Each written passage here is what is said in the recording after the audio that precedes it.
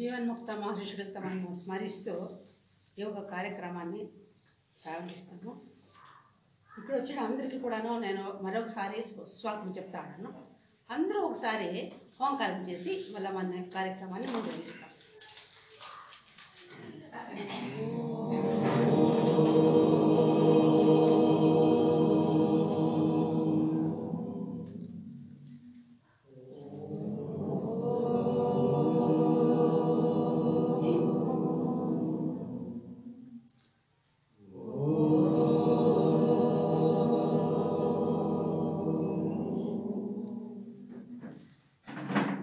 ఎందుకంటే ఓంకారం చేస్తే మన ఒక మనసు మన చేతిలో ఉంటుంది. ఎందుకంటే మన మనసు ఇప్పుడు ఎక్కడొకటి నిద్రలోకి వెళ్ళిపోయింది కుదరకంతా. అప్పుడు ఓంకారం చేసినప్పుడు మన మనసు పైన మనకు ఒక నిగ్రహం వస్తుంది అని ఓంకారం చేసేది. ఇప్పుడు మన సహోదరి ఏం చెప్పారంటే యమ అని చెప్పరు. యమ అంటే ఏమి మీకు అందరికీ తెలిసి, ఇప్పుడు మనము సుళ్ళు చెప్పకూడదు, హింస చేయకూడదు, మళ్ళీ దొంగతనం చేయకూడదు, మళ్ళీ మనకి ఏది కావాలని ఎక్కువ ఎత్తిపెట్టుకోండి, ఎంత కావాలో అంత మాత్రం మనం సంపాదించాలని అన్ని చెప్పరి. ఇది ఏమి ఎవరు చెప్పిందంటే ఈ యమలో ఇట్లా ఉండాలా అని మీరు చెప్పినారు. కానీ నియమంలో ఏం చేయాల, మనము దాన్ని అనుష్ఠానం చేసుకోవాలా. దాని తర మనం నడల. ఊరికి శివులు అయినేసి ఇవిడేమో చెప్పరేపైతే వచ్చినామని చెప్పని ఈనేసి మళ్ళీ అక్కడ ఇడిచేసేది కాదు. ఈ కల్పమాన్ని దాటితే ఇడిచేసేది కాదు. అక్కడ ఏం చెప్పిన వాళ్ళు ఇన్ని మాటలు చెప్పినవాడు మనము ఒకటన్నా కూడా మన జీవితంలో అనుష్ఠానం చేసుకోవాలా, దాన్ని మనం పాటించాలా. అనుష్ఠానం అంటే పాటించాలా, మన నిత్య జీవనంలో పాటించాలా. ఇప్పుడు ఏదో వస్తువు కనపడుతుంది, మనకి దావలో పోతుంటే 10 రూపాయలు కనపడుతుంది. ఏం చేస్తాం మనం సామాన్యంగా? ఏం చేస్తామా? చక్కన చేసుకునేస్తాం. ఇటు వెనక 1000 రూపాయలు కట్టెలు పెట్టింది, వాడు అక్కడ దొంగతనం చేసేటాడు. కానీ మనకి ఆశ. అట్లా ఆశకి మన మనసుని మనము ఎప్పుడు ఇడరాదు. మన మనసుని మనము నిగ్రహం చేసుకోవాలా. ఇది ఈ నియమంలో. కానీ దీన్ని మనము నిషిద్ధంగా పాటించాల. దీన్ని ఇక్కడ ఇదేసి ఊరికి ఇష్టపెట్టేది కాదు. ఈ నియమం ఏం చెప్తుంది, యమల ఏం చెప్పాడు దాన్నే మనము పాటించాలా. మన జీవనంలో దాన్ని పాటించాలా, అది చెప్పినట్లు మనము నడుచుకోవాలా అని యమంలో ఉంది. చూద్దాం ఏమని చెప్తారు ఇక్కడ అని. పతాంజలి యోగంలో 8 అంగాంగాలు ఉన్నాయి. అవి యమ, నియమ, ఆసన, ప్రాణాయామ, మరి ప్రత్యాహార. చూడండి, యమ, నియమ, ఆసన, ప్రాణాయామ ಮತ್ತು ప్రత్యాహార ఇవి బహిరంగ యోగాలు. మనం బహిరంగం చేసేది అది అందుకే కనపడుతుంది. చేసేటప్పుడు మనకి అందుకే కనపడుతుంది, తెలిసింది అటు చేయాలి ఇటు చేయాలని చెప్తాము. అది బహిరంగంగా తెలుస్తుంది అందరికీ. కానీ ధారణ, ధ్యాన ಮತ್ತು సమాధి ఇవి ఏమి బహిరంగమైనది. ఇంకోటి ఏమే ఆంతరికము, లోపల.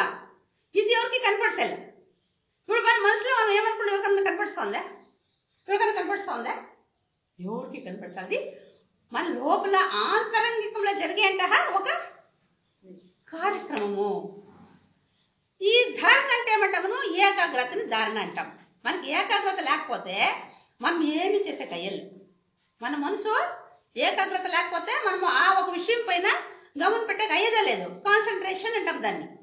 మీకు కాన్సన్ట్రేషన్ లేకపోతే పిల్లోళ్ళు ఏ పాఠం కూడా ఈయన కయ్యలే. అట్లా ఇక్కడ కూడా అంతే. మీకు దీనిపైన గమనం లేకపోతే మేము చెప్పింది మీకు ఏమీ అర్థమయ్యలే.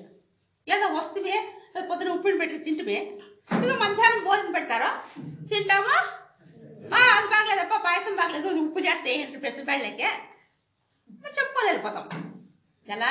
మనకి ఈ విషయం పైన గమనము లేదు. మనం ఎక్కడ పోతామో అక్కడ ఏం చెప్తారో దానిపైన గమనం ఉంటేనే మనం ఇక్కడ వచ్చిన దానికి కొంచెము ఉపయోగం అయ్యేది.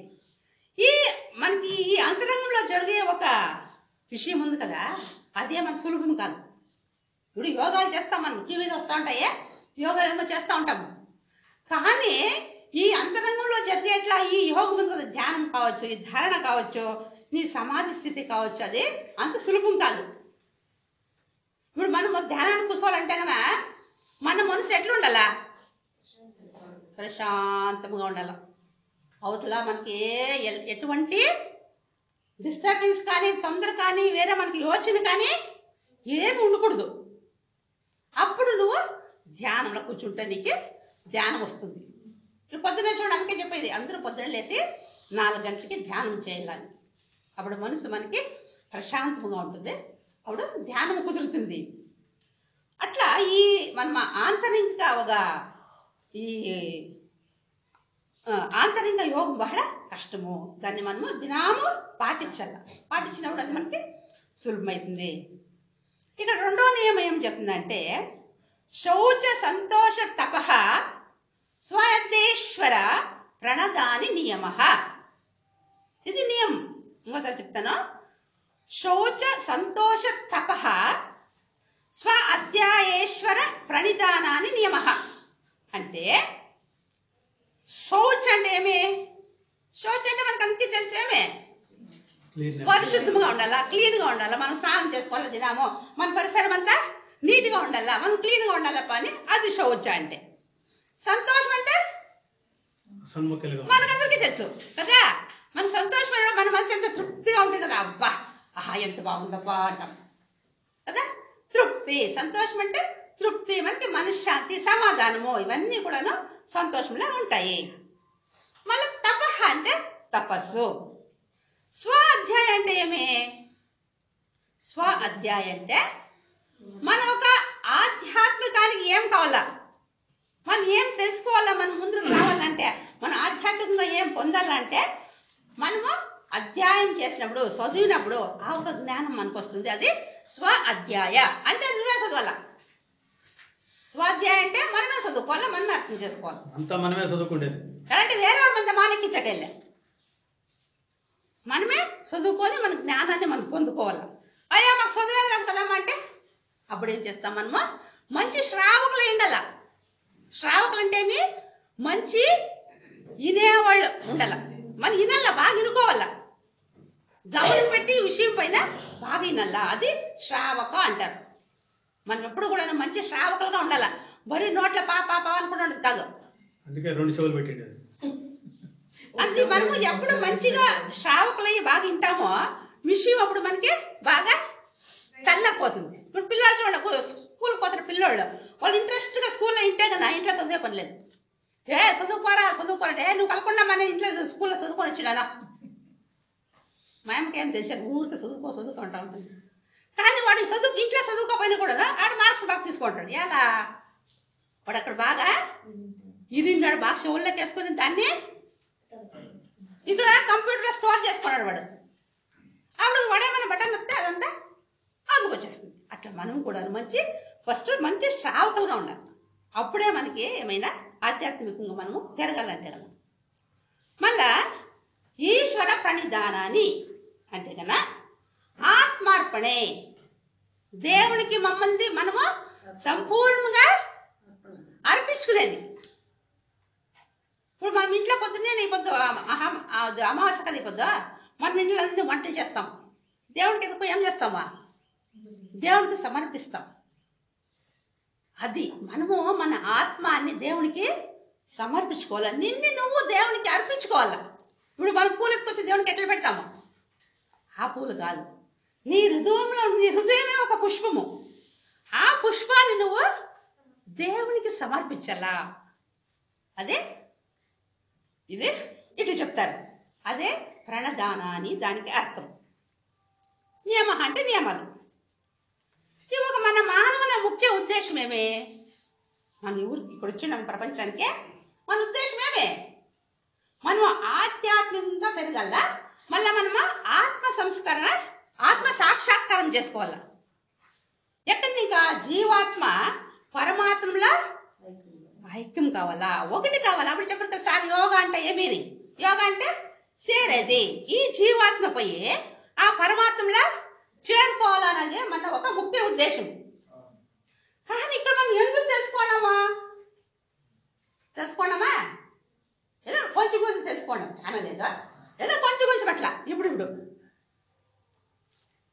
ఎట్లప్ప మనము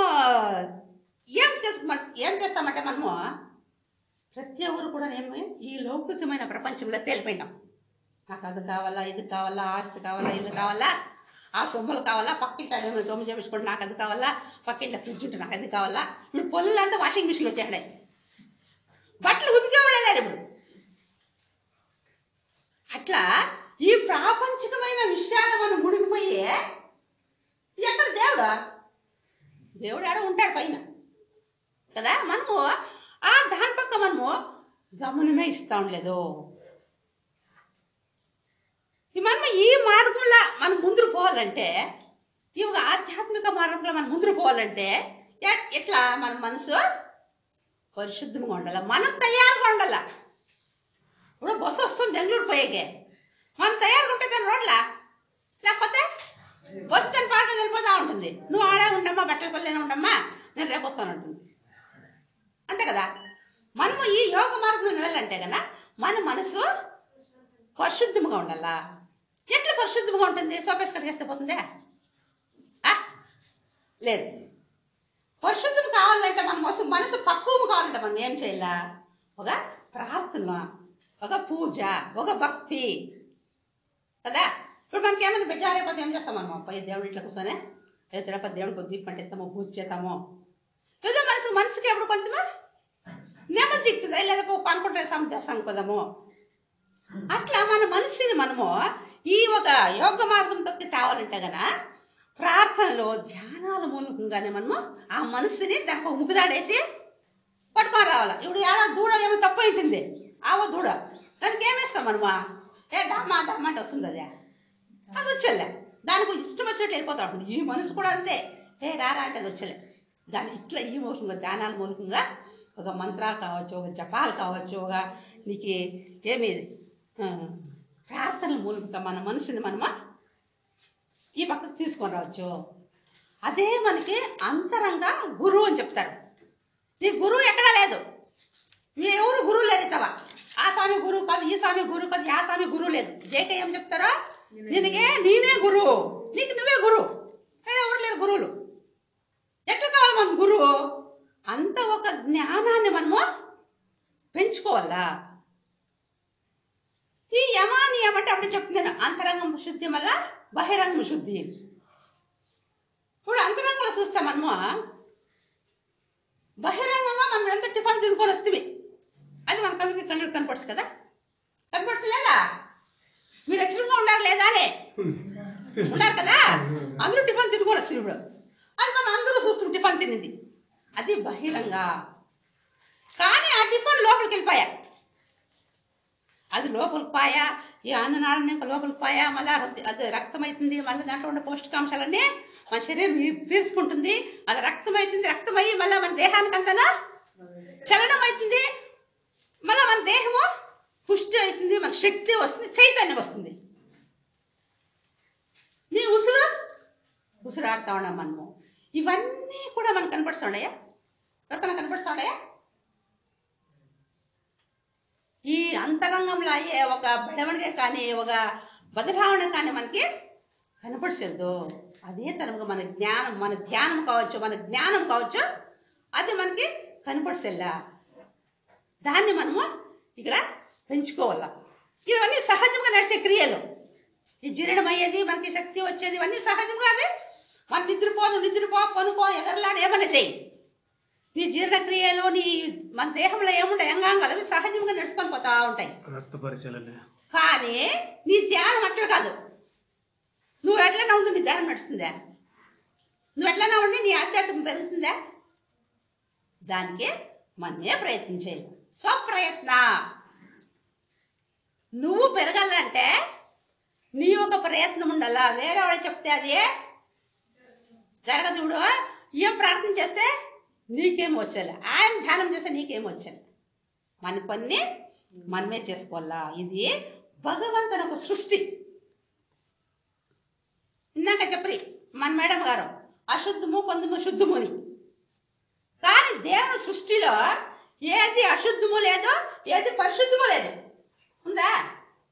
దేవుడు చెప్పాడు చెడ్డది ఇది మంచిది దేవుడు చెప్పినాడా? ఏ బుక్లో రాసిందా? కానీ అదంతా ఎవరు సృష్టించుకోండి. మన అనుకూలానికి తగ్గట్లా మనము అది బాగలేదు ఇది బాగలేదు, ఆ మూఢనమ్మిక ఈ మూఢనమ్మిక, అక్కడ పోకూడదు ఇక్కడ పోకూడదు, ఆయన మాది ముట్టుకోకూడదు ఇది ముట్టుకోకూడదు కదా. అవన్నీ కూడా ఎవరు సృష్టించిండేది? మనమే. వాళ్ళు ఒక అనుకూలం కట్టట్లా. ఇప్పుడు చెప్పాలంటే ప్రపంచంలో ఎందులో వాడు మొగుడు చచ్చిపోయిన వాళ్ళు అది ముట్టకూడదు ఇది ముట్టకూడదు ఇంకోటి చేయకూడదు మరొకటి చేయకూడదు. వాళ్ళ మనుషులు కదా, వాళ్ళకి ఆయుష్ తీరే వాళ్ళు పోయేది, మనం పోయేదే. వాళ్ళ ముందు పోతే మనం వెనకింటి పోయేది, ఎవరేమి ఇక్కడ లేదు. కానీ మన మనసు బాగుండాలా. ప్రపంచంలో భగవంతుడు యావది మంచిది యావది చెడ్డదని సృష్టి చేసిండలేదు, అంతా కూడా మనమే చేసుకునేది. మన ఆత్మని మనము పెంచుకోవాలంటే మన స్వప్రయత్నము ఉండాలా. ఇక్కడ రవీంద్రనాథ్ ఠాగూర్ మాట చెప్తారు, true guidance is like a small lamp in the forest అని చెప్తాడు. It does not shows everything at once, but it gives light for the next step to save. అంటే ఒక పెద్ద అడవి, ఆ అడవిలో మనం పోయేతోడు మొబ్బు మనకి ఏమన్నా మనకు ఒక బ్యాటరీ ఉంటుంది కానీ మనం పోయేదే. ఆ ఒక బ్యాటరీ మనకి అడవంతా చూపించేస్తుందా?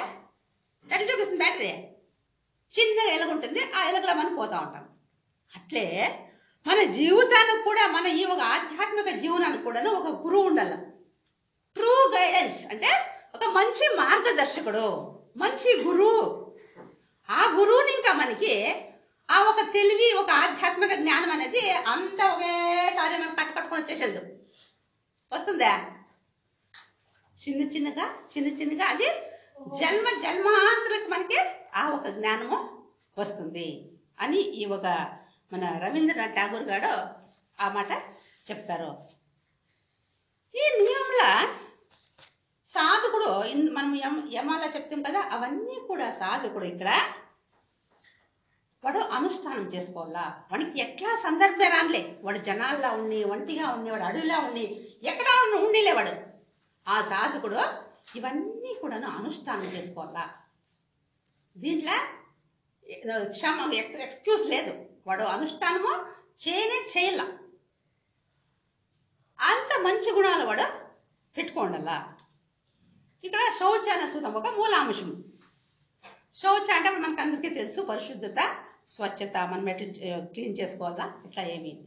ఇక్కడ మనం యోగ దర్శనం ప్రకారం చూసినప్పుడు దృశ్య మొత్తం అదృశ్య అంటే మనకి కండ్లకు కనపడిచేది కనపడండి, ఇవన్నీ కూడా ఈ జగత్తులో దేవుడు సృష్టి చేసినాడు.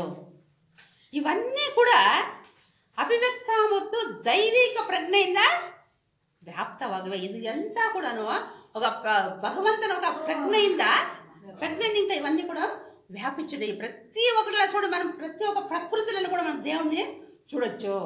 ప్రకృతియే దేవుడు. మన ప్రకృతిని పూజిస్తాం కదా. ఈ అరళి మర కావచ్చు, రాగమాన్ కావచ్చు, తులసి చెట్టు కావచ్చు, లేదో మళ్ళీ గల్పత్రి మానం, బ్రహ్మదండి చెట్టు, లేదా అవన్నీ మేము పూజించినాం మొదలు. అవన్నీ కూడా మనము పూజిస్తాము. ఈ ప్రకృతిలోనే మనం దైవాన్ని చూస్తాము. అందుకు భగవంతుడు ఈ ఒక ఆ జ్ఞానాన్ని ఈ ప్రకృతిలో చైతన్యంగా ఉంది.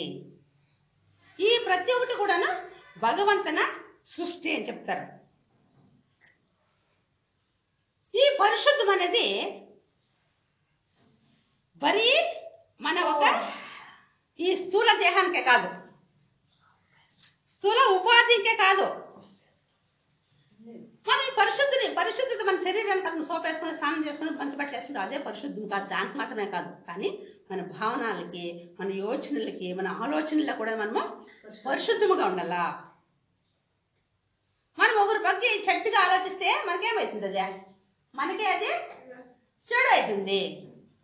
నీ యోచనలో మనకి అట్లే పోని ఇట్లే పోని ఏమో అనుకుంటా ఉంటాం ఎక్కడో కూర్చొని, అది మనకి చెడు అవుతుంది. మన నేను ఒకసారి ఇంటిని ఎవరో భాషణ చేసేటప్పుడు చెప్తా ఉంటే, మనం ఏమి చెడుగా ఆలోచిస్తామే అది మన ఇవాగ మన స్థూల ప్రజ్ఞ ఏముంది, కాన్షియస్ మైండ్ అక్కడ పోయి అది పనిచేస్తుందంట. మనం ఏం నెగిటివ్గా థింక్ చేస్తామో అది పని చేసి మనం ఏమనుకుంటుంది అట్లా నడుస్తుందంట. పడిపోతామా పోతామంటాడు, అట్లా పడిపోయింటారు కదా.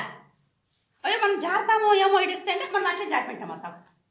అందుకోసం మనం ఎప్పుడు కూడా నెగిటివ్గా థింకింగ్ చేయకూడదంట. ఎప్పుడు మనం పాజిటివ్ థింకింగ్ చేయాలి, మంచిదనే యోచన చేయాల, చెడ్డ ఆలోచనలు కూడా ఏమి చేయకూడదు. అది కూడా మనము పరిశుద్ధంగా పెట్టుకోవాలా. పరిశుద్ధం అంటే ఏమి? పరిశుద్ధం అంటే పరమాత్మన ఒక ప్రజ్ఞలో మన ప్రజ్ఞని ఏకీకరించేది, ఒక ఆయనలో మనం చేరుకునేది. దీన్నే మనం ఏమంటాము? ఆత్మ సాక్షాత్కార. మన ప్రజ్ఞ ఉంది కదా, నీ ఒక ప్రజ్ఞని ఆ భగవంతుని ప్రజ్ఞలో కలిపినవాడు దాన్ని ఆత్మ సాక్షాత్కారము అంటాం. మనం మనం ఏం కూర్చున్నాం ఇక్కడికి, మన మూల ఉద్దేశం అదేనే. ఇక్కడ ఇంకా మనము భగవంతుల ఐక్యమయ్యేదే. ఎలాంటే మనమందరూ కూడా ఆ భగవంతుని వచ్చినవుగా సన్న సన్న కిడీలు. ఆ భగవంతుని ఏం శక్తి ఉందో అంత శక్తి మనలో కూడా ఉంది. కానీ మనం ఏం చేసినాం? ఆ శక్తిని ఉపయోగించుకుంటా ఉండలేదు. దాన్ని నిద్ర లేపాలి. అది నిద్రావస్థలో ఉంది, అది బీజమావస్థలో ఉంది మనలా. దాన్ని మనము లేపించాలా. మనము ఈ ఒక స్థూల దేహానికి ఎట్లా ఆహారం తీసుకోవాలా? శుద్ధిగా ఉండాలంటే, బాగుండాలంటే మనము ఎట్లా ఆహారం తీసుకోవాలా? మంచి సాత్విక ఆహారము, సస్యాహారము, మంచి ఆహారం తీసుకోవాలి. అప్పుడే నీ ఒక శరీరము నువ్వు చెప్పినట్టు నీకు అది స్పందించేది, అది సూక్ష్మంగా ఉండేది. లేకపోతే బాగా ఎనిమిది తినేదినా బాగా వాడు బకాసుడు ఎవడో ఉండే, వాడు నిద్రపోయి భీముడు కాదు కుంభకరుడు. భీముడు తినేదే, కుంభకరుడు నాకు అట్లా నిద్రపోయి. ఇదేనా మన జీవితము? అందుకేనా మనం వచ్చి ఇదే, అందుకేనా ఇన్ని జన్మాలు ఎత్తుకొని మళ్ళీ ఇప్పుడు వచ్చి భూమి లోపల పాపాలన్నీ కర్మాలన్నీ చేసి మళ్ళా మూట కట్టుకొని పోయేదానికేనా? లేదు. మనము ఆయనంతా కూడా మంచి ఆహారం తినుకొని మన ఒక దేహాన్ని సూక్ష్మంగా పెట్టుకోండాలా. ఈ తామస, రజస, ఈ సాత్విక, ఈ మూడు గుణాలు కూడా మనిషిలో ఉంటాయి. ఈ తామస గుణం ఎట్లాది? ఎవరు ఈ సద్దన్నము ఇవన్నీ తింటారు, వాళ్ళు సద్దన్నం తినేసి బాగా ముందుకాలంలో బాగా పెరుగుని ఒక సంగటి ముందు పిసికేసి తినేసి పోతే ఇంక సాయంకాలం వరకు అన్నం అక్కర్లే. ఇలా తామస గుణం. సోంబేరి, అయ్యో చేస్తే అవుతుందిలే, రేపు చేత మిడిగిపోద్ది వచ్చేటో మనిషిని అది సోంబేరి చేసేస్తుంది. ఈ రజస గుణం ఎట్లాదే? దానికి దురహంకారం జాస్తి. అన్ని జ్ఞానాలు ఉంటాయి దానికి. నేనే నాదే, నేను ఉంటేనే అది జరిగేది అన్న ప్రతిష్ట, స్టేటస్, స్టాండర్డ్ ఆ రజస గుణము. ఇది ఎవరిలో ఉంది చెప్పండి చూద్దామా? ఎవరిలో ఉంది ఇట్లా గుణము? దుర్యోధనుడు. వాడు దుర్యోధనుడు మంచి జ్ఞానినే. అయితే వాళ్ళ ఉండే ఒక అహంకారము, వాళ్ళ ఉండే ఒక ప్రతిష్టత వాడిని ఏం చేసా? సర్వనాశనం చేసేసా. అందుకే మనకి ఎంతే జ్ఞానం ఉండి, మనం ఎంతే ఎదిగిండి, మనం ఏమే చేసింది, ఆ ఒక వినయం అనేది మన దగ్గర ఉండాలా. మళ్ళీ ఈ సాత్విక గుణం ఎట్లాదప్పా? అది మంచి ఆలోచన, మంచి భావనలో ఇతరులకి మంచి కానే నిస్వార్థ భావన ఆ సాత్విక గుణంలో ఉంటుంది. ఒక చిన్న కథ చెప్తాను దీనికి. ఒకసారి ఇట్లా ఒక అడవి, ఆ అడవిలో ముగ్గురు దొంగలు ఉంటారు. ఒక పెద్ద వ్యాపారి, వాడు వ్యాపారం చేసుకొని పాపం కొంచెం దుడ్లు ఉంటుంది, ఎత్తుకొని అడవిలో వస్తా ఉంటాడు. వస్తా ఉన్నప్పుడు ఈ ముగ్గురు దొంగలు కూడా పోయి ఆ సావుకారిని పట్టుకుంటారు. పట్టుకొని ఆయన దుడ్లంతా పెట్టుకొని పాపమా అంతే చేసేసి ఈ ఒక ఫస్ట్ దొంగ ఏం చెప్తాడంటే, ఈయన్ని చంపేతాంరా, ఇప్పుడు ఉంటే కదా మనకి మళ్ళా కంప్లైంట్ ఇస్తాడో మళ్ళీ ఎవరికో చెప్తాడో వద్దురా అని చెప్పి చంపేతాము అని ఒక దొంగ చెప్తాడు. రెండో దొంగ చెప్తాడు, వద్దు పాపమా చంపేదంతా వద్దులే, మనం మాని కట్టేసి మనము వెళ్ళిపోదాం. వాడు ఎక్కడ పోతాడు? వాడు ఇప్పాడు అడవిలే, ఎవరో సరే పక్కకే పద అని చెప్పి మనం కట్టేసి మానికి వెళ్ళిపోతాడు ఇద్దరు దొంగలు. పాపం మూడో దొంగ మెల్లగా వస్తాడు. ఆ మూడు దొంగ వచ్చి పాపం అని చూసి ఏంపా పాపం కట్టేసిండారే, ఈ చేతులంతా నీకు బాధలు వచ్చేసినాయే, బాగా రక్తాలు కారుతా ఉన్నాయే అని చెప్పని మనకి ఆ కట్లంతా ఇప్పేసి, రా నేను మీ ఊరికి దావ చూపిస్తాను. ఎలాంటి చెప్ప వాడిని అడవులే పట్టుకోవచ్చు అంటారు సౌకర్యాన్ని, వాళ్ళకి దావ తెలియదు ఎక్కడ పోవాలని. అప్పుడు అదే దొంగ వచ్చి వాడి కట్లంతా ఇప్పి పాప రక్తమంతా తుడిచేసి వాడిని కొంచెం సుధారించుకొని మళ్ళీ ఏం చేస్తుంది, గోవయ్య ఇది ఇట్లా మీ ఊరికి పోతుంది దావా పో అని చెప్తారు. అప్పుడు చెప్పి సావుకారు ఏం చేస్తాడంటే, నువ్వు రావయ్య నా జట్లా, నేను ఒకడే ఒకటి రావయ్యా నువ్వు అంటాడు. ఏ వద్దప్ప, నేను వస్తే కన్నా పోలీసులను పట్టుకుంటారో, నువ్వు ఒకడే పో అంటాడు. సరే అయ్యప్ప ఒకడే వెళ్ళిపోతాడు. ఇప్పుడు చెప్పాలి మీరు ఎవరు సాత్వికము, ఎవరు తామస గుణము, ఎవరు రజస గుణము, యా దొంగ అని చెప్పండి. మొదలే దొంగ ఎవరా? మొదలే దొంగ ఎవరు? తామస గుణం వాడు. నేను సంపాదరా విడుద్రా అట్లా విడుద్రా మనకి క్రౌర్యము. రెండో రజస్సు గుణం వాడు అని చెప్పా వాడే కట్టేద్దాము. హింస, అహింస కాదు హింస, మనమేమని చంపేలా నేనేమనుకో దురహంకారం. ఆ ఒక రజస్సు గుణం ఏం చేస్తుందంటే మనిషిని దేవుడిని ఇంకా దూరం, జ్ఞానం అంటే జ్ఞానం ఇంకా దూరం చూడటం అయిపోతుంది. దేవుడు ఉంటే ఇక్కడ జ్ఞానం, వాడిని అజ్ఞానంలో పడేస్తుంది ఈ రజస్సు గుణము. దుర్యోధనకి ఎంత జ్ఞానం ఉండే కానీ వాడిని ఈ అజ్ఞానంలో పడేసాయి రజస్సు గుణం అనేది. ఈ మూడో దొంగ ఎవరు? వీడు సాత్వికుడు. అయ్యో పాపం రాప, సాత్వికునికి ఎట్లా ఉన్నాడంటే చెప్పు, దయే, కరుణే, అనుకంప, ప్రీతి, ప్రేమ, ఇవన్నీ కూడా మనము ఆ సాత్విక గుణంలా చూడొచ్చు. అట్లా ఈ మన స్థూల దేహము మంచి ఆహారాన్ని తింటే మనకి మంచి గుణాలు వస్తాయి. అందుకే ఎప్పుడూ కూడా మనము ఈ దేహాన్ని కాపాడుకోవాలా, బాగా కాపాడుకోవాలా. ఈ మూడు గుణాలని మనము పెంచుకొని ఈ మూడు గుణాలని మనం దాటిపోతే ఆ నిచ్చిన ఒక పనా మెట్లు మనం ఎక్కొచ్చు. మిత్తికెక్కే కదా కదా, ఏ నిచ్చిన మిత్తికెక్కే. కానీ ఇక్కడ మనం ఆధ్యాత్మికంగా మెట్లు ఎక్కాలంటే కదా, ఆధ్యాత్మిక మెట్లు ఎక్కాలంటే ఈ మూడు గుణాలతో మనం మీరి ఈ మూడు గుణాలని మనం జయించితేనే ఆ ఒక భగవంతుని సాన్నిధ్యానికి చేరేకి మనకి అనుకూలమయ్యేది. అదే ఒక పనే మెట్లు అని చెప్తారు. ఇంకోటి కామదేహం. ఈ కామదేహం అంటే మీకు అందరికీ తెలుసు. కామం అంటే ఏమి? ఆశే, భావనಗಳು, కోరికలు.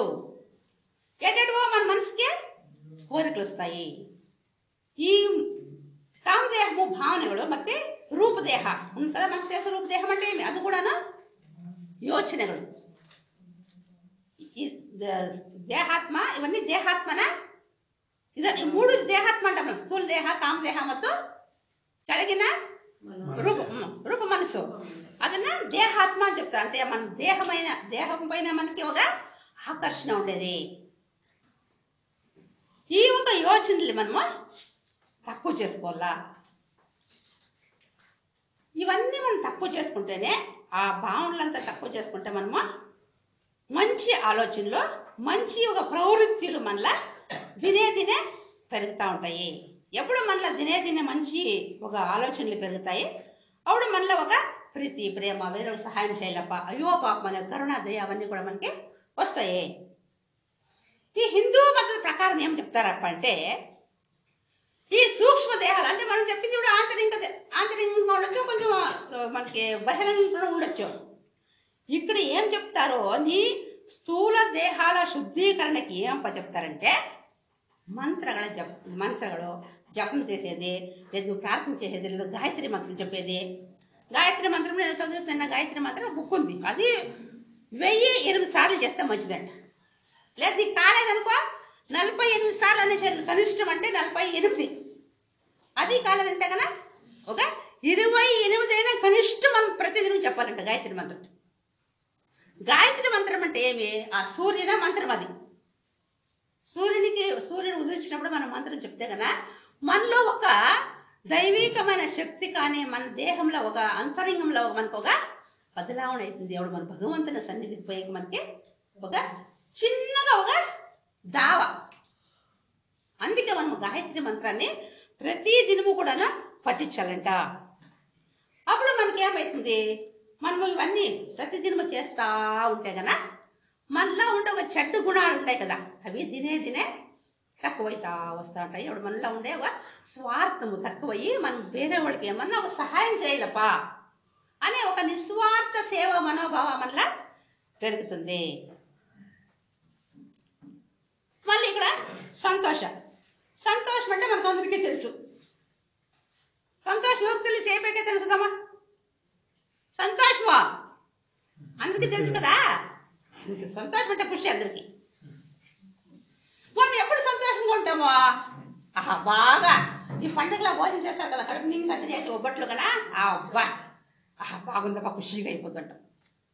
మన మనసు అప్పుడు తృప్తి అయిపోయింది, మన మనసు నిండిపోయింది. అప్పుడు మళ్ళీ మన ఊరిని ఇంకా మన మనవరాలో లేదు మన బిడ్డ ఎవరు అమెరికా ఇంకా వస్తారు, అప్పుడు మీకు ఎంత ఖుషి అయిపోతుంది.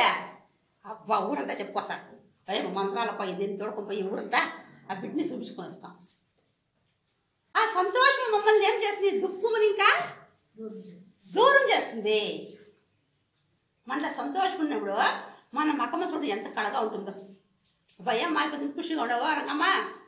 ఏం లేదమ్మా కొద్ది మా మనవడు వచ్చాడు ఊరినిక కదా. అదే నువ్వు దుఃఖముగా ఉండు, నేను ఎట్లుండవా ఏమన్నా తొందర ఇంట్లో కదా. మన ఒక ముఖ భావంలోనే మనం ఎట్లున్నామని చెప్పేస్తారు జనాలు.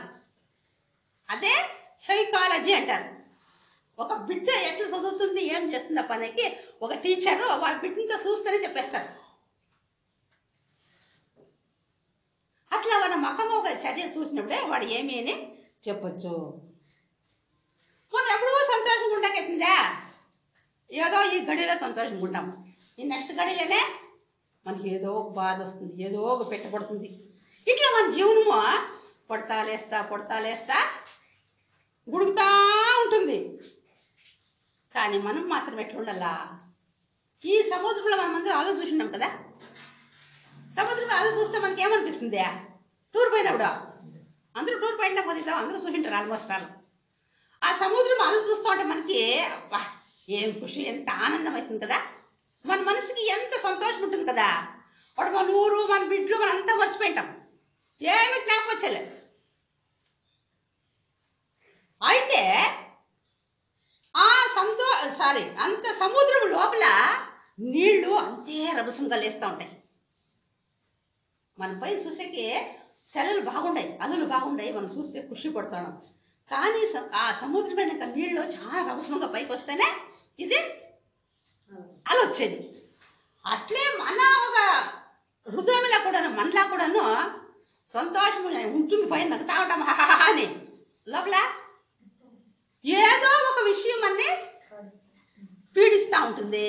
నిజమైన సంతోషమా లేదు. ఏం లేదు, మన మనసు నిగ్రహం లేదు. ఎప్పుడు నీకు మనసు నిగ్రహం ఉంటుందో అప్పుడు నీకు అది సోల్నా నీకు మనసు నిగ్రహం ఉంటుంది. ఓడిపోయినా కానీ నువ్వు గెలిచినా కానీ నీ మనస్థితి ఒకటే ఉంటుంది. ఎప్పుడు మనకి మనస్థితి కానీ ఈ మనకి మనశ్శాంతి కానీ స్థిరమైన మనసు ఎప్పుడు లేదో అప్పుడు మన మనసు ఏమవుతుంది? అల్ల కల్లోలం అయిపోతుంది. అందుకని ఎప్పుడూ కూడా మనము మనసుని సంతోషంగా పెట్టుకోండి.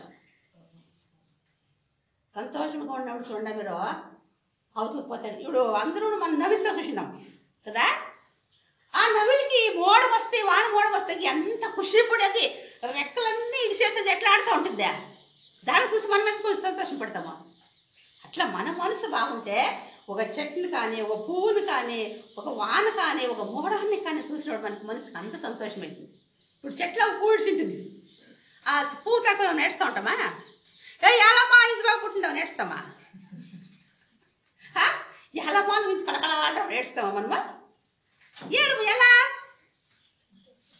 అది అంత బాగుంది. మన మనసుకి అది అంత సంతోషాన్ని ఇస్తుంది, ఆనందాన్ని ఇస్తుంది. నీ మనసులో ఏమి సంకటము ఏమి దుఃఖము ఉండే అవన్నీ కూడాను అవతలికి వెళ్ళిపోతాయి. ఎవడో నీ మనసు నీ చేతిలో ఉన్నప్పుడు. అందుకు మన మనసుని మన చేతిలో పెట్టుకోవాలా.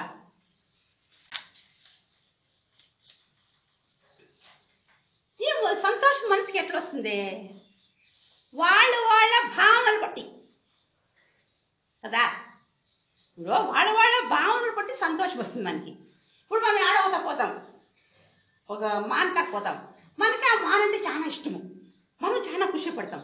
అట్లా ఉండదు, ఏముందా మాన్లే ఊరికే పోయి పండ్లు తీసుకుందాం మాన్ ముందరంట కదా. అది నీ భావన. నువ్వు ఈ మాన్లు ఇట్లా ఉండాయో చింతకాయలు బాగా కాగిండాయో ఎంత బాగున్నాయో నువ్వు అంటావు, అది నీ భావన, అది నీ సంతోషము. అది ఇంకొకరా ఏమో చింతకాయలు చూసింట్లేదా అట్లా చూస్తుంది అదే పనిగా. అది వాళ్ళ భావన పైన పోతుంది.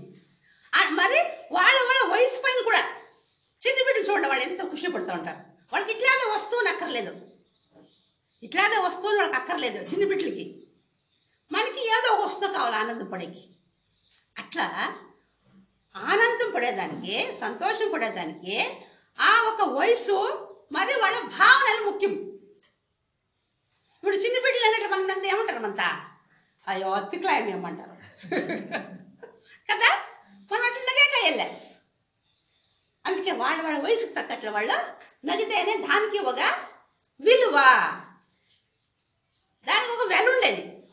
అట్లని సదానంద గౌడ నగ్గుతాడు ఎప్పుడు నగే పనే. సదానంద గౌడ మినిస్టర్ చూసినాం కదా మనమా, 24 గంటలు నగ్గుతా ఉండే పనే. కానీ దేవగౌడ నగ్గించండి చూద్దామా,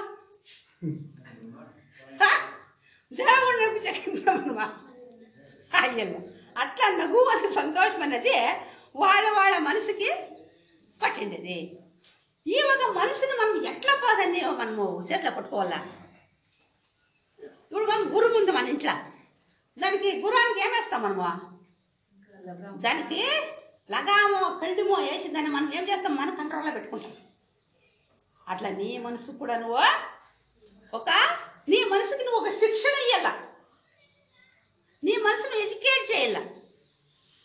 దానికి ఒక శిక్షణ ఇస్తే అది నీ చేతిలో ఉంటుంది, లేకపోతే అది మన చేతిలో ఉండలే. నీకప్పుడు సంతోషం కానీ ఏమీ ఉండలేదు. ఒకసారి బుద్ధ భగవానుడు ఒక మాన్ కింద తపస్సు చేస్తూ ఉంటారు.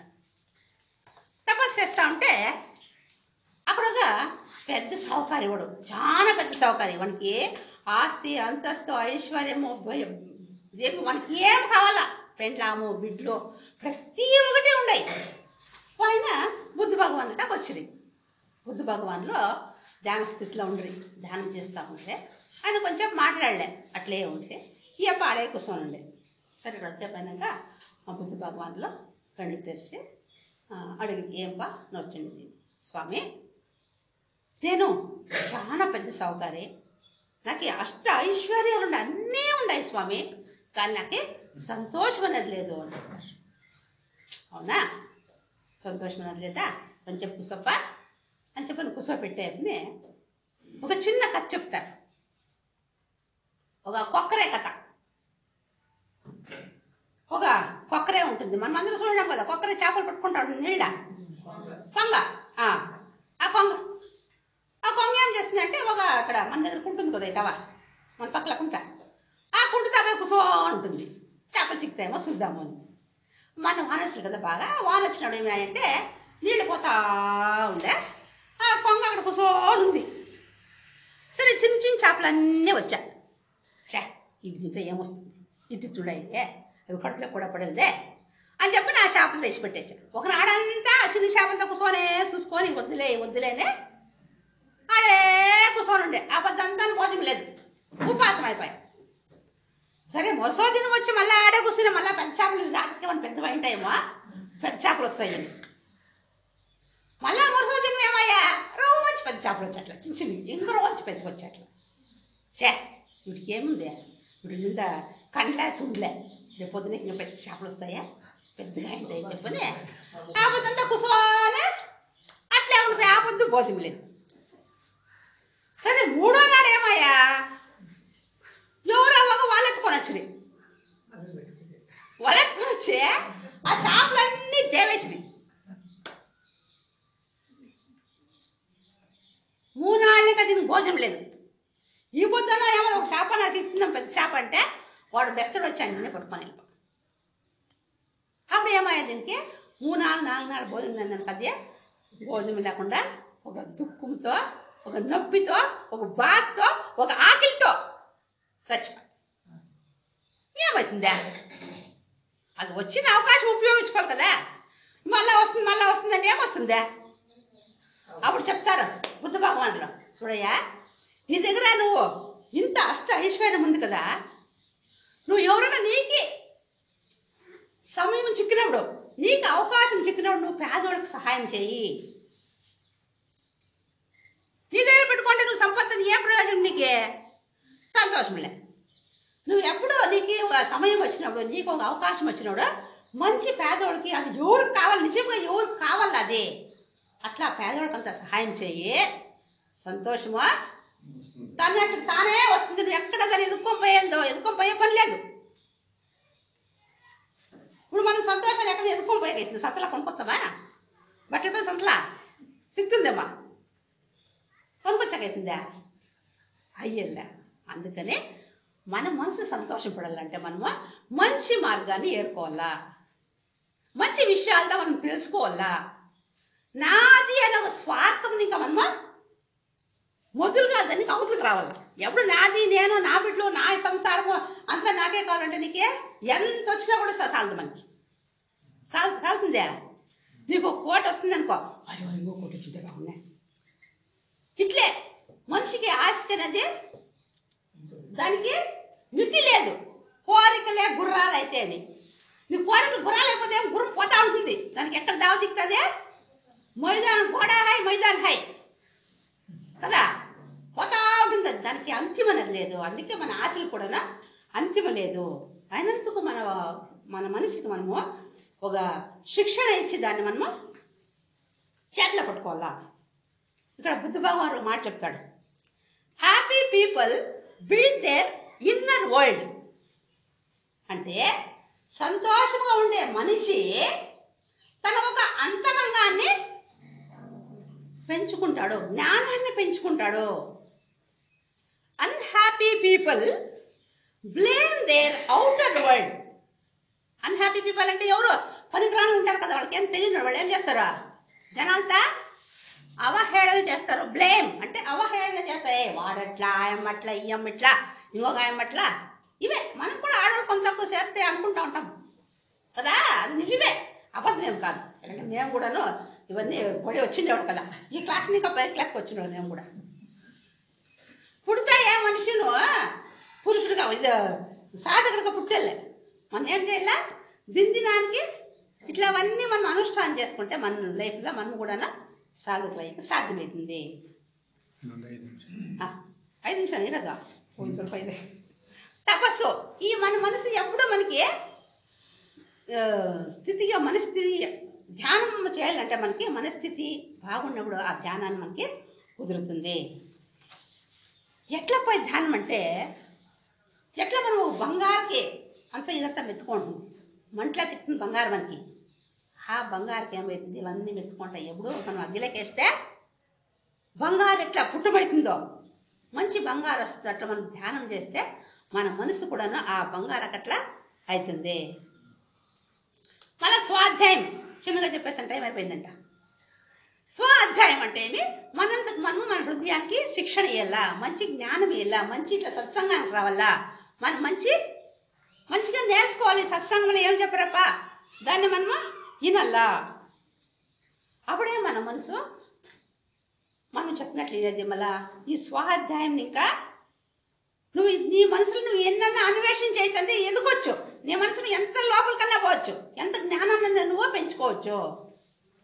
నీ మనసు సరిలేకపోతే ఇక్కడ చూడండి, వీర అర్జునుడు పరాక్రమమైన అట్లా అర్జునుడు శివుని గెలిచినాడంట. శివునన్న గెద్ద వీర పరాక్రమను అర్జునును పడేమాయ రణరంగంలా రణహేడి అయిపోయా. నేను కృష్ణ నేను యుద్ధం చేయగలదు, ఇగో గాంధీ దిగు పెట్టేస్తాను, నాకొద్దు యుద్ధం అంటాడు. ఎలా? వీళ్ళంతా నా బంధువులు, నా చుట్టాలు, వానికి ఏమి ఒక బంధనం, నా వాడు నాది. వాడు మనసు ఇంకా వానికి ఒక స్థిరతకు వచ్చిండలేదు, ఆ మనసు ఇంకా పెరిగిండలేదు. అప్పుడు ఏం చేస్తాడో నేను యుద్ధం చేయను అంటాడు. అట్లా మన మనసు మన కంట్రోల్ లేకపోతే, మన మనసు మనం చెప్పినట్టు వినకపోతే మనతో కూడా మన మనసు ఏం చేస్తుంది? హీన స్థితికి తెచ్చేస్తుంది, కిందకు దొబ్బేస్తుంది. అందుకే మన మనసులో మనము కంట్రోల్లో పెట్టుకోవాలా. పనది ఈశ్వర ప్రణిధాని అంటే ఆత్మార్పణ, అంతా మనము దేవునికి అర్పించుకునేది. సమర్పణ, పూర్తి సమర్పణ చేసుకునేది మనతో మనం. అంటే భగవంతా ఇవప్ప నేను చేసే పని అంతను నీకే అర్పిస్తాను. అంటే పూర్ణ శరణాగతి, నువ్వే దిక్కు స్వామి. ఎట్లా ఈ ద్రౌపది ఆ ఒక వస్త్రాభరణం చేస్తారు కదా, భగవంతా కృష్ణ నువ్వే 2 చేతులు పైకెత్తి సాయం ఎట్లా పూర్ణ శరణాగతి అయిపోయిన కృష్ణుడికి. అప్పుడు ఆ కృష్ణ పరమాత్మ వచ్చి కాపాడరే. కానీ మనం ఏం చేస్తామా, స్వామి అంటాం, మళ్ళీ ఆవిడ మనం స్వప్రయత్నం చేయింటాం కదా. స్వామి నువ్వే దిక్కబ్బా ఈ బాధ దగ్గర కాపాడు అంటామా, మళ్ళీ ఫోటోకి వచ్చారని ఒక పెట్టాం. ఎట్లా దేవుడు కాపాడేది మనము పూర్ణ శరణాగతి అయిపోలా. నువ్వే స్వామి నువ్వే దిక్కు అని అప్పుడు అయిపోయినప్పుడు ఆ భగవంతుడు మనతా కాపాడతాడు. దేవుని చేతిలో మనముగా ఆయుధం అయిపోతుంది. ఆయుధం ఇన్స్ట్రుమెంట్ వాని చేతిలో మనం ఆయుధమైనప్పుడు వాని దాన్ని ఎట్లా నాకు అని ఉపయోగిస్తాడు కదా. అట్లా మనం దేవుళ్ళ ఒక ఐక్యమైకి చూసుకోవాలా. 2 నిమిషాలు ఉన్నాయనుకుంటానా. మనము బ్రహ్మాండేశ్వరున ప్రజ్ఞాస్థితికి నేను అప్పుడే చెప్పింది కదా, మనకి బ్రహ్మాండేశ్వరునికి మనకి ఇద్దరికి నికట సంబంధం ఉంది. అంటే మనము ఒక ఆయన బిడ్డలో, ఆయనకుంది వీళ్ళంతా నా బిడ్డలేని. భగవంతుని దృష్టిలో భగవంతునికి అందరూ సృష్టి చేసినాడు కదా. ఈ సృష్టి చరాచరం ఏముందో భగవంతు దృష్టిలో అంతా ఒకటే. కానీ మనం వేరే వేరేగా చూస్తాం. వాళ్ళు వేరే, వీళ్ళు వేరే, అది వేరే, ఇది వేరే అని మనలా వేరే వేరే భావాలు ఉన్నాయి. జేకే ఏం చెప్తారు ఇక్కడ, బ్రహ్మాండ ಒಂದು జీవంత మనసు. ఈ బ్రహ్మాండ ఒక సజీవమైన జీవం ఉండే ఒక మనసు అని చెప్తారు. ಆಧ್ಯಾತ್ಮಿಕ చింతనಗಳ పరమ గురి భిన్నತೆಯಿಂದ ఏకತೆಗೆ ಹೋಗೋದು. మనమంతా వేరే, ఇంకా అందరూ కూడా ఒకటే, సర్వము ఒకటే అని ఒక ఆ మార్గాల్లో మనము ప్రయాణం చేయాల. ఇంకా చిన్న 1 నిమిషం ఉంటుంది ఇది. దివిజీ గుండాపురం ఒక మాట చెప్తారు, ಬೆತ್ತಲೆ ನೀ ಬಂದೆ ಬೆತ್ತಲೆ ನೀ ಹೋದೆ ನಡುವೆ 4 ದಿನ ವಸ್ತ್ರವೇಷಂಗ ಚಟಕ್ಕೆ ನಿನ್ನೇರಿಸುವ ಮುನ್ನ ಕಿತ್ತಗೆಯೋ కంతಗಳ మురళ మునియ. అంటే నువ్వు ఇతకే బెత్తలే వచ్చినావు, ఏం ఎత్తకరాలే, పోయేతాడు ఏం ఎత్తిపోతావా, ఏమన్నా మర్చిపోతావా, బిల్డింగు కారు దుడ్డు సంపత్తు సొమ్ములు కదా, లేదు ఏమి ఎత్తుకుపోయిలా. ఈ నడమది 4 దినాలు నువ్వు నీ వేషం నాటకం నీకు. ఆ పెండ్లాము బిడ్డ ఆస్తి ఐశ్వర్యం అంతస్తు మరి ఇంకోటేనే ఉండవు. నిన్ను చట్టకి ఏరుసోమన్నా నిన్ను ఎత్తాకన్నా మొదలు నువ్వేక భగవంతున ఒక కార్యాలు చెయ్యి, మంచోడుగా నిస్వార్థంగా వేరే వాళ్ళకి సేవ చెయ్యి. పరబ్రహ్మ స్వరూపుడే నా ఒక ఆయన నేను చేరుకోవాలని ఒక మనసులో ఉండి అట్లా జీవనం చెయ్యి నువ్వు అని చెప్పనే ఈ డివిజీ గుండాపోళ్ళు చెప్తారు. అందుకు మనము ఈ ఒక మంచి మార్గంలో నడల్లా. ఈ మంచి మార్గంలో మనం నడిచినప్పుడు మన దుఃఖాలు మన కష్టాలు ఇవన్నీ కూడా శాశ్వతంగా పోవాలప్ప. అంటే మనం ఈ ఒక ఆధ్యాత్మికంగా ముందు అనిస్తేనే మనకి ముందున జన్మకి మనం ఏమైనా ఒక మంచి జన్మ ఎత్తాలంటే ఈ జన్మని ఇంకా మనము ఒక ఉన్నతమైన సాధన చేసుకొని పోతా ఉంటే జన్మాంతరాలు కూడా మనము కూడా ఆ భగవంతునిలా ఈ జీవాత్మ పోయే ఆ పరమాత్మలా కలుసుకుంటుంది. ఆ దానికి మనం ఇప్పుడు బాధపడాలా. ఈ ఒక ఏముంది ఈ ప్రాపంచిక వస్తువులకి భోగాలకంతా మనం మనసు ఇవ్వకూడదు. కానీ అవి కావాలా అంటే ఏమీ లేకపోతే మనం బతికే కయ్యలే. ఎంత ఉండాలా అంతే ఉండాలా. అంత మాత్రం పెట్టుకొని ప్రతి ఒక్కరు కూడా ఈ యొక్క జ్ఞానాన్ని మీకు అందరికీ ఆ గురువులు మంచి జ్ఞానం ఇచ్చి అందరూ కూడా మంచి దావల ఒక ఆధ్యాత్మికమైన దావల నడలాని ఆ గురువులకి నేను కోరుకుంటూ నా యొక్క 4 మాటలు ముగిస్తా ఉన్నాను.